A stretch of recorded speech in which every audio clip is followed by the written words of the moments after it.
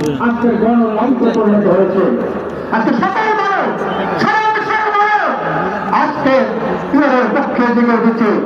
আজকের বাংলাদেশের একজন স্বনামধন্য প্রফেসর, হার্ভার্ড বিশ্ববিদ্যালয়ের প্রফেসর ডক্টর নজরুল ইসলাম সাহেব এক অত্যন্ত গুরুত্বপূর্ণ বই লিখেছেন। এটা 24শে এই 5ই আগস্টের পরে উনি এই বইটা লিখেছেন। তার নাম হলো আনুপাতিক নির্বাচন কি এবং কেন। এটার মধ্যে কেন আমি আনুপাতিক নির্বাচন চাই উনি 10টা কারণের কথা উল্লেখ করেছেন। বিএনপিকে নির্বাচন মেনে নেওয়া উচিত।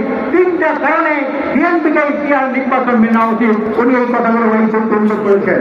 আপনারা প্রত্যেকে এই বই সংগ্রহ করে জেলায় জেলায় থানায় থানায় এই বই নিয়ে যাবেন আর পিয়ার পদ্ধতিরা মানুষকে আপনি বুঝাবেন কত সুন্দর পদ্ধতি। সারা বিশ্বের মধ্যে 91টা দেশে পিয়ার পদ্ধতি আছে। আমরা চাই আগামী নির্বাচনে শতভাগ মানুষের মতামতের